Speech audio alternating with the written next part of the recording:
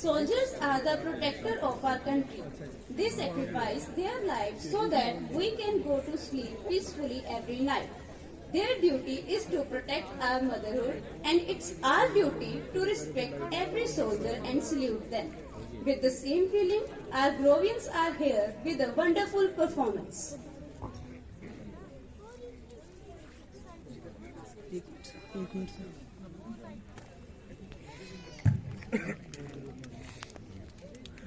Side में होनी थी फोटो में एक मिनट।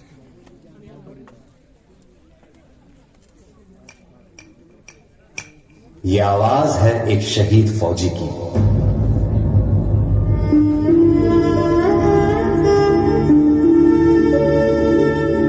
मेरे जवान दोस्तों, मेरे शहीद होने के बाद जब तुम मुझे मेरे गांव लेकर जाओगे तो ये बताओ, क्या मेरी मां का सामना कर पाओगे?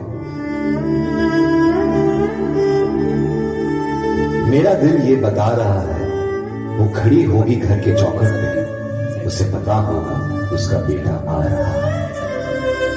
घर की दहलीज में पहुंचते ही मुझे कंधे से उतार देना।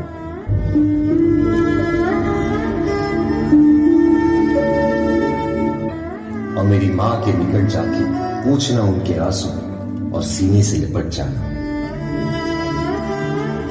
कहना जाते जाते उसके बेटे ने कई दिलों में इंकलाब की भावनाओं का बीज बोया है। खुश हो जा मां, आज तेरा बेटा पहली बार वक्त पे सोया है। मां को रोता सुन पिताजी भी बाहर आएंगे, देखकर अपने बेटे को ऐसा वो भी बिखर जाएंगे। तब जाकर कहना उनसे कि मैंने ये इसलिए किया ताकि हमेशा ऊंचा मेरे देश का मान रहे। छीन लिया उनके बुढ़ापे का सहारा ताकि देश मेरा जवान रहे। मेरे छोटे भाई से कहना कि मां को संभाल ले वो, पर ये बात भी जहन में डाल ले वो कि एक मां यहां आंसू बहा रही है तो दूसरी मां उसे सरहद पे बुला रही है। उसे एक मां के दूध का कर्ज भी चुकाना है और दूसरे मां के लिए अपना फर्ज भी निभाना है।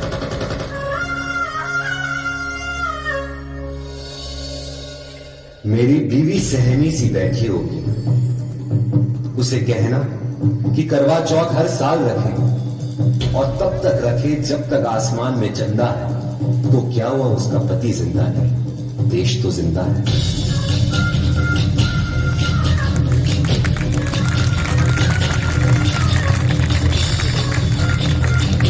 हो सके तो मेरे पड़ोसी, मेरे मोहल्ले वालों को भी बुला लेना। वो देख ले मुझे, फिर मुझे जला देना।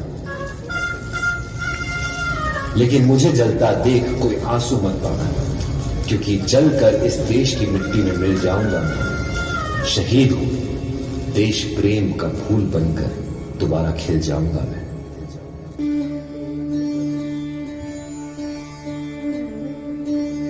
देश से है प्यार तो हर पल ये कहना चाहिए। न रहूं या ना रहूं, भारत ये रहना चाहिए। सिलसिला ये बात मेरे यूं ही चलना चाहिए। मैं रहूं या ना रहूं, भारत ये रहना चाहिए।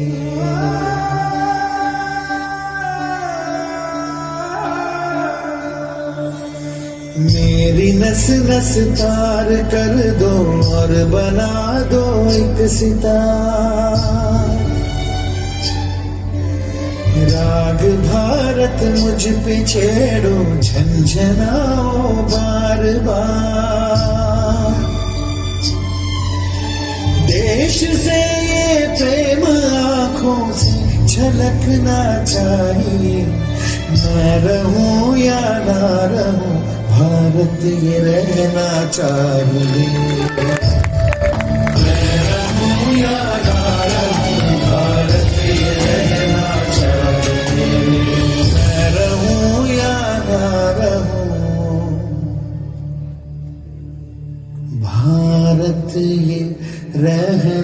चाहिए।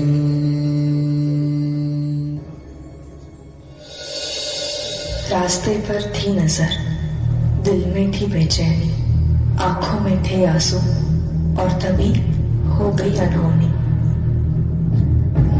चिट्टे तिरंगे में जब उनको देखा बिखर मैं गई, जैसे मेरी दुनिया पूरी की पूरी हिल गई।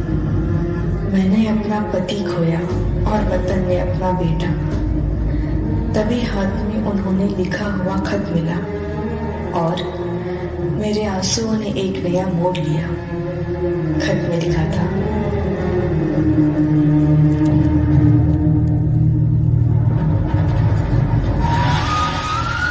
अगर ये खत तुम पढ़ रही हो, इसका मतलब है मैं अब नहीं रहा।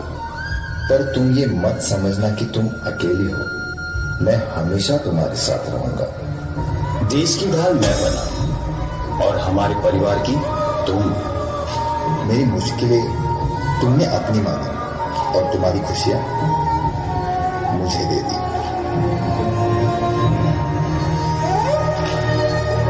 खुशी हो या गम, हर वक्त तुमने मेरा साथ दिया। बस एक बार फिर मेरे सपने को हकीकत में बदल देना। हमारे बेटे को मेरा सपना पूरा करने के काबिल बनाना। वादा करना मुझसे,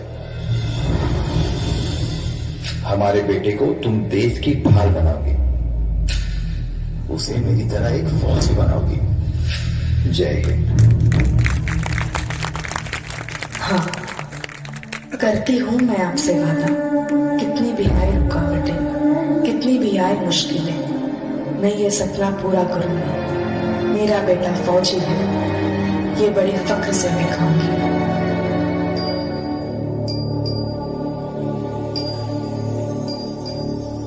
आया जब संदेश पिता के शहीद होने का, हम पर टूट पड़ा था पहाड़ दुखों का। माँ ने ठान लिया बस अब इस दुख से बाहर निकलना ही है। उसके दिल में थी आग हमें काबिल बनाने की, और मन में थी जिद पिताजी का सपना पूरा करने की। वो धूप में कर रही थी काम हम पर छांव रहने के लिए, हमको किया खुद से जुड़ा हमें बेहतर जिंदगी देने के लिए।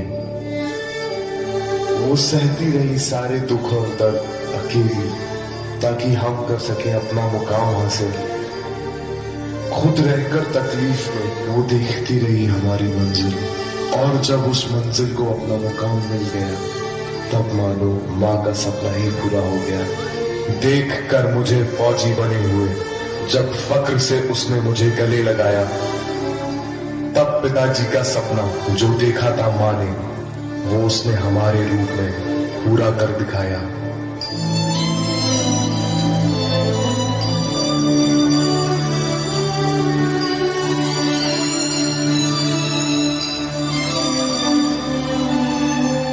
ना की थी परवाह उसने खुद की, ना उसे चाह थी खुद के लिए कुछ करने की।